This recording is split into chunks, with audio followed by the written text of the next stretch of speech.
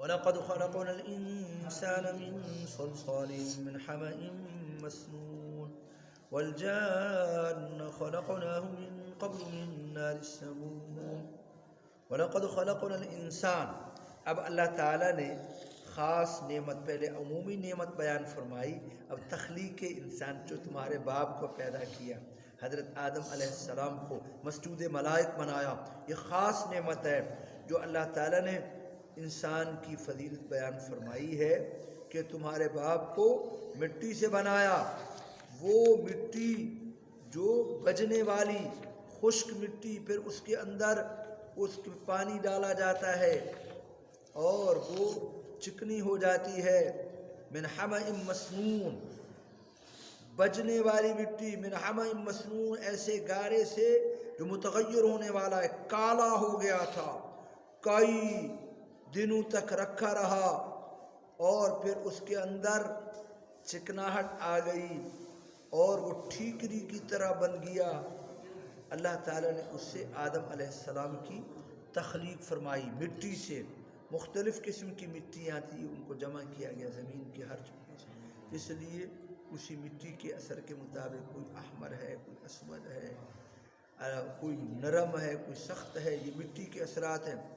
وَالْجَانَّ خَلَقْنَاهُ مِن قَبْلُ مِن نَارِ السَّمُومِ، اور ہم نے جنوں کو پیدا کیا، ابل جن، جنوں سے مراد جنوں کا باپ ہے وہ ابلیس۔ ابلیس کیا ہے؟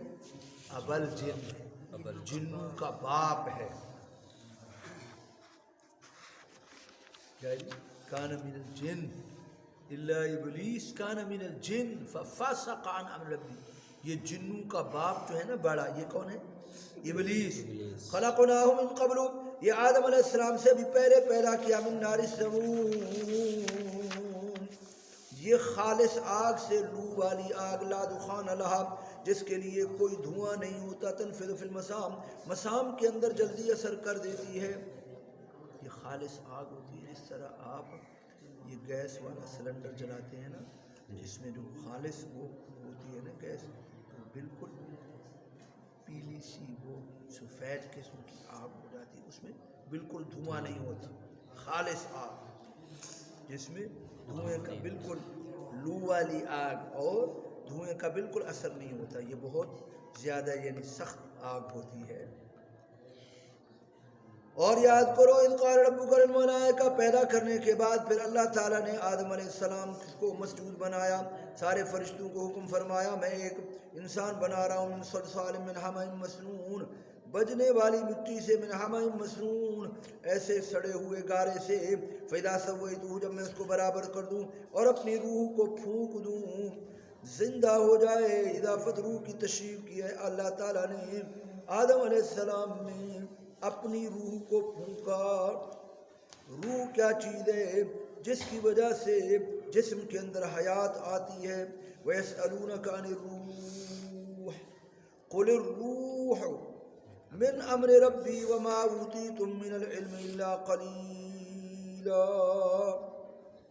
تفسیر خطیب میں ہے کہ خلقت الحیات فیہ ولیس ثم نفخ ولا منفوخ، اس کا یہ مطلب نہیں کہ اللہ کو پھونکا مار رہا تھا، فرمایا اللہ نے اس میں حیات کو پیدا کیا، یہی نفخت فیہ من روحی ہے، یہ نہیں ہے کہ حقیقتاً کوئی نافخ یا منفوخ تھا۔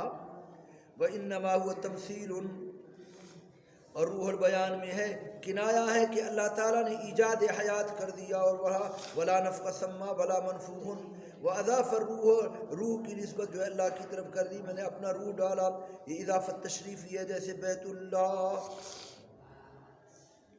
روح کی حقیقت تو اللہ ہی جانتے ہیں، فرماتے ہیں یہ جسم کے اندر ایسے ہے جیسے تلوں کا تیل جو ہے تلوں کے اندر ہوتا ہے، یا زیتون کا تیل زیتون میں ہوتا ہے، اس طرح اس کے اندر جسم کے اندر یہ روح جو ہے ایک بخارات ہی ہیں، جو انسان کی خلقت ہے کہ یعنی 5 اجزاء ہے، کتنے ہیں؟ 5 اجزاء، یہ عناصر اربع جن کو کہتے ہیں، آگ، مٹی، ہوا اور پانی، اور پانچویں چیز یہ روح ہے۔ اور یہ روح جو ہے یہ اپنا گویا کہ راکب یہی ہے، یہ سوار ہے، اور جسم جو ہے مرکوب ہے، مرکوب ہے۔ جب سوار چلا جاتا ہے بس مرکوب کو پھر ختم کر دیا جاتا ہے کہ دو لاش ہو گئی، لاش ہو۔ تو اللہ تعالیٰ نے اپنی روح ڈالی، فاقہ پھر فرمایا اضافت روح کی اللہ کی طرف تشریف ہے، فقعوا لہ ساجدین، سجدے میں گر جاؤ۔ لیکن مفسر علام جواب دے رہا ہے کہ سجدہ تو غیر اللہ کو حرام، جیسے آپ نے پڑھا، لیکن اس کا صحیح جواب یہ ہے کہ سجدہ غیر اللہ کو حرام اس وقت ہے جب اللہ کا حکم نہ ہو۔ جب اللہ کا حکم ہو گیا تو سجدہ حقیقت میں اللہ ہی کو تھا۔ اور بعد نے کہا کہ اصل میں یہ آدم علیہ السلام بمنظر قبلہ کے تھے، اصل میں سجدہ کس کو تھا؟ اللہ کو تھا۔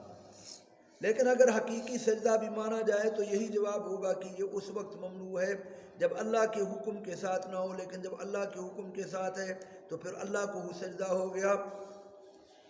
سجود التحیت نے یہ کہا